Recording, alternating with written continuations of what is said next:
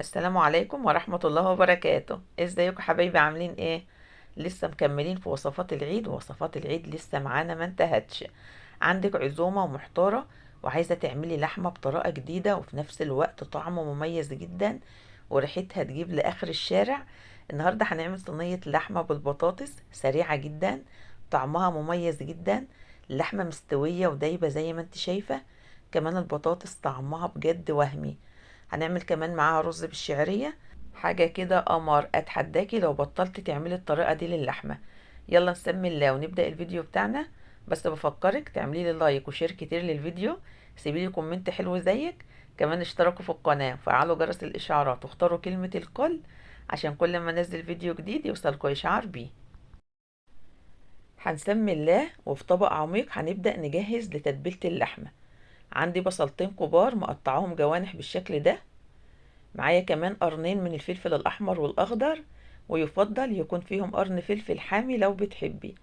عندي كمان توم مفروم، ومعايا من طماطمتين لثلاث طماطمات حجم وسط، وهنبدأ نقطعهم حلقات.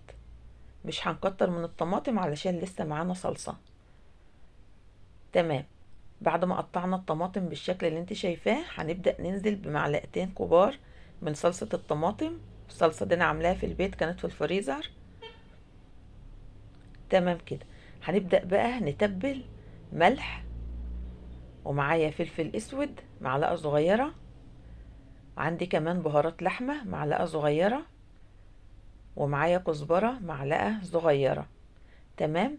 ملح، فلفل اسود، كزبرة، وبهارات لحمة، مش بزود اي حاجة تانية غير كده. تمام. هبدأ بقى اقلب كل المكونات دي كويس جدا مع بعضها. ريحة التوابل بقى بتبدأ تظهر كده والريحة تبقى وهمية. حابة بقى تزودي اي نوع تاني من انواع التوابل زودي براحتك، بس انا مش بضيف غير كده وبس. عندي بقى كمان معلقة كبيرة من الخل الابيض. الخل بيفتح الانسجة بتاعة اللحمة وبيساعد على التسوية بتاعتها. معايا كمان معلقة كبيرة من دبس الرمان لو متوفر، لو مش متوفر تقدر تستغني عنه، تستبدليه بمعلقة من عسل النحل. معايا كمان معلقة صغيرة من السكر. تمام كده. نبدأ برضو نقلب كل المكونات كده مع بعضها كده. تمام قوي. تعالوا بقى ننزل بكمية اللحمة اللي موجودة عندنا. أنا عندي كيلو ونص من اللحمة، تقدري تعملي أي كمية من اللحمة وأي تقطيعة هتمشي معاكي. كمان تقطيعة اللحمة زي ما انت شايفة مقطعات التقطيعة العادية، يعني مش قطع رقيقة ولا قطع صغيرة ولا حاجة. بس هنزود مع اللحمة قطعة كده من اللية أو قطعتين من اللحمة اللي بيكون فيهم نسبة دهون كتيرة. الدهون هتساعد على تسوية اللحمة وكمان هتديها طعم مميز جدا. هنا كده قلبت اللحمة كويس قوي زي ما انت شايفة. هنبدأ بقى نغطيها وهندخلها على رف التلاجة لمدة ليلة كاملة. انا عن نفسي تبلتها لمدة ليلة، يعني جهزتها من بالليل وبدأت اسويها تاني يوم الظهر. تقدري لو مستعجلة مش هيبقى اقل من 3 4 ساعات في التتبيلة. كل اللحمة ما شربت من التتبيلة دي تستوي معاكي بسرعة، وكمان طعمها هيكون حلو جدا. هنا كده بعد ما بيت اللحمة ليلة كاملة في التلاجة، ده بقى بيكون شكلها. تمام. عندي بقى قارب بايركس، وهبدأ انزل بطماطمتين مقطعاهم حلقات في قعر القارب، ومعايا كمان بطاطس، والبطاطس مقطعاها تقطيعة سميكة شوية علشان تستحمل التسوية. الطماطمتين هبدأ اقطعهم حلقات بالشكل ده وحفرتهم، هعملهم فرشة كده في قاع القارب. تمام. هبدأ برضو اتبل الطماطم، رشة ملح ورشة من الفلفل الاسود وكمان رشة من بهارات اللحمة. رشة خفيفة علشان خاطر احنا متبلين اللحمة واخدة التتبيلة بتاعتها وكمان واخدة الملح بتاعها. تمام كده. تعالوا بقى لما نفرد البطاطس كده ونرصها رصة حلوة. بصوا التقطيعة وبصوا السمك بتاع البطاطس قد ايه. طبعا لو رقيقة هتستوي بسرعة وهتتهري، عشان اللحمة هتاخد وقت طويل في الفرن. تمام. بعد ما رصيت بقى البطاطس بتاعتي بالشكل ده، هبدأ انزل عليها بمعلقتين كبار من الزيت. وتعالوا بقى نرص اللحمة بتاعتنا رصة حلوة كده على الوش. هبدأ اخد كمان من التتبيلة بتاعت اللحمة وهبدأ افردها الاول على البطاطس بالشكل ده. طبعا البطاطس هتشرب من التتبيلة وهتستوي في التتبيلة بتاعت اللحمة، وطعمها بجد بيبقى وهمي. تمام. بعد بقى ما بنرص اللحمة بالشكل الجميل ده، مولعين الفرن ومسخنينه، لازم ندخل القارب بتاعنا على نار تكون عالية. انا ظابطة درجة حرارة الفرن على 200 على اول رف في الفرن، وبدخل اللحمة بتاعتي اول ربع ساعة على نار عالية، وبعد كده بهدي النار وابدأ اسيبها بقى تكمل تسوية لمدة ساعة ونص كمان. اللحمة بتاعتي هتاخد من ساعة ونص لساعتين مدة التسوية. تمام كده. حطيت كمان معلقتين من الزيت برضو على وش اللحمة، هتديها لمعة حلوة. وهبدأ بقى اغطيها معايا في الاول ورقة كده من الزبدة، وهبدأ اغلف القارب بتاعي بورق الفويل. طبعا الجنب اللي بيكون بيلمع هو اللي بيكون تحت.